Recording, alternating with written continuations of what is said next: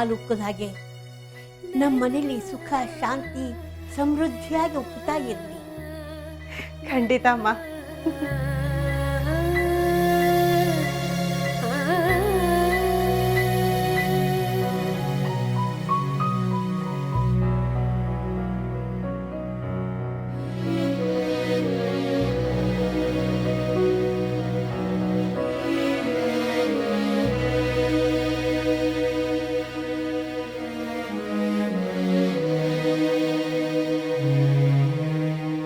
ಲಕ್ಷ್ಮಿ, ನಮಗೆ ಈ ಮನೆ ಸರಿಯಾಗಿ ಹೊಂದ್ಕೊಳ್ಳುತ್ತೆ ಅಲ್ಲ? ಹೌದು ಅದಕ್ಕೆ. ನನಗಂತೂ ಈ ವಾತಾವರಣ ತುಂಬ ಇಷ್ಟ ಆಯಿತು. ಅಣ್ಣನಿಗೆ ಹೊಸ ಆಫೀಸ್ ಆಯಿತು, ಟೆಂಡರ್ ಆಯಿತು, ಮನೆಗೆ ಕಾರ್ ಬಂತು, ನಾವೆಲ್ಲ ಹೊಸ ಮನೆಗೆ ಬಂದ್ವಿ. ಅದಕ್ಕೆ ಆಗ ದೇವ್ರನ್ನ ಕಷ್ಟ ಬಂದಾಗ ಸುಮ್ಮನೆ ಬೈಕೊಂಡ್ವಿ. ಆದರೆ ಈಗ ಅರ್ಥ ಆಗ್ತಾ ಇದೆ, ಅವನು ನಮಗೆ ಕಷ್ಟ ಕೊಟ್ಟಿದ್ದು ಸುಖದ ಬೆಲೆ ತಿಳಿಸ್ಕೊಡೋದಕ್ಕೆ ಅಂತ. ಹೌದು ಕವಿತಾ, ಕಷ್ಟಗಳು ಬರಲಿಲ್ಲ ಅಂದಿದ್ರೆ ಆ ಪುಟ್ ಗೆಲುವು, ಆ ಗೆಲುವು ಕೊಡೋ ಸಂತೋಷನ ನಾವು ಅನುಭವಿಸೋಕೆ ಆಗ್ತಾ ಇರಲಿಲ್ಲ. ಇಂಥ ಸಣ್ಣ ಸಣ್ಣ ಖುಷಿಯಲ್ಲೇ ಜೀವನ ಎಷ್ಟು ಸಂತೋಷವಾಗಿರುತ್ತೆ ಅಲ್ವಾ? ಲಕ್ಷ್ಮಮ್ಮ, ತುಂಬಾ ಸಂತೋಷ ಪಡ್ಬಿಡಿ. ಇದು ಸಂತೋಷ ಪಡೋ ವಿಷಯ ಅಲ್ಲ.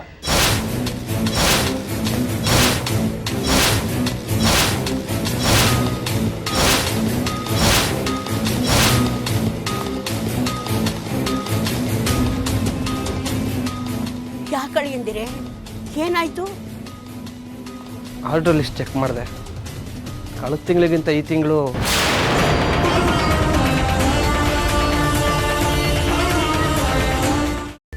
ಕೈಮಾ ಲಿವರ್ ಚಕ್ಕಣ ಮಾಡುವ ವಿಧಾನ: ಒಂದು ಬಾಣಲಿಗೆ ಎಣ್ಣೆ, ಈರುಳ್ಳಿ ಹಾಕಿ ಹುರಿದು ಶುಂಠಿ ಬೆಳ್ಳುಳ್ಳಿ ಪೇಸ್ಟ್, ಅರಿಶಿನ, ಪುದೀನ, ಕೊತ್ತಂಬರಿ ಸೊಪ್ಪು, ಲಿವರ್, ನೀರು, ಬೇಯಿಸಿದ ಕೈಮಾ, ಟೊಮ್ಯಾಟೊ ಪ್ಯೂರಿ, ಗರಂ ಮಸಾಲ, ತುಪ್ಪ ಮುಚ್ಚಳ ಮುಚ್ಚಿ ಬೇಯಿಸಿ. ಈಗ ಕೈಮಾ ಲಿವರ್ ಚಾಕಣ ಸವಿಯಲು ಸಿದ್ಧ. ನಮ್ಮ ಇವತ್ತಿನ ಕಾರ್ಯಕ್ರಮದಲ್ಲಿ GFC ಖ್ಯಾತಿಯ ಕೃಷ್ಣಪ್ಪನವರು ಒಳ್ಳೆ ಚಾಕ್ನವನ್ನ ಮಾಡಿ ಕೊಟ್ಟಿದ್ದಾರೆ.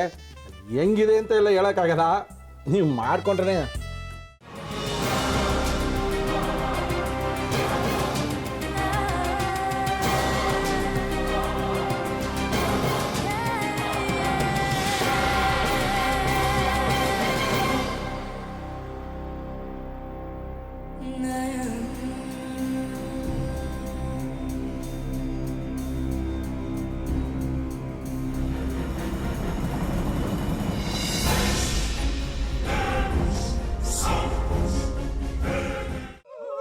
ಎಟ್ಟಿ ತಕೊಳಕ್ ಬಂದವ್ರನ್ನ ಸುಮ್ಮನೆ ಬಿಡಲ್ಲ, ರೂಮ್ ಕರ್ಕೊಂಡೋಗಿ ಸಾಯಿಸ್ಬಿಡ್ತದೆ.